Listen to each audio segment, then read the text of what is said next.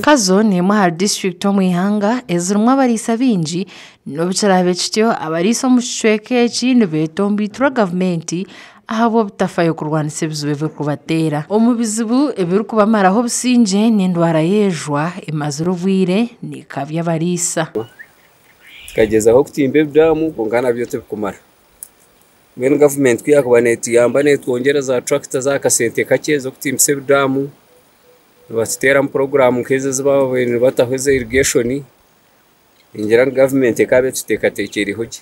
Sana kutera hanyuma y'amezi ukwezi nka kumwe esi yone kunduka inesi zitari z'amezi z'empanga agiye tutakwenta wa gavumenti ukutimbira madamu ikisha kakisomesha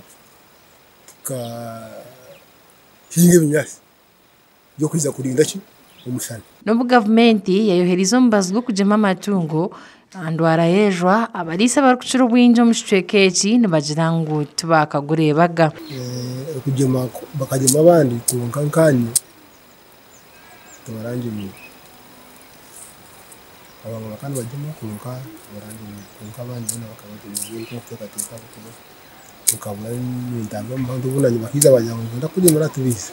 Tima gavumenti ikaturetera omubazi yatugemera konka noshanga harimu abatakagemisa konka enambe nyingi ikagemesa kandi twine n'ekizibu ky'amashiyo. Amashiyo nago gatuherize ente. N'obu abariisa barikwetombiita orukujunanizibwa by'emishuburo omu Kazo, Zephyrin Tumwesigye yahamya nk'oku okugema endwara y'enjwa kwashikira aha bicweka 97 ngu kandi bakiine omubazi mwingi ngu n'ahabwekyo abatakagemerwe bagira amasiko. Ziri ahaiguru ya pasenti ya 97 n'akacweka ente zitukavaringe kandi tugumizemu turikuteerera abo amaka gasigwire gatateerize ebikatu by'enjwa kandi twagumizamu n'abo ababiire bagemise bahereza amezi 6 ente zihereza amezi 6 zigemerwe nazo tutandikire kuzigarukamu. Omuntu kureba ngo ente yarwara enjwa nareba ekifuzi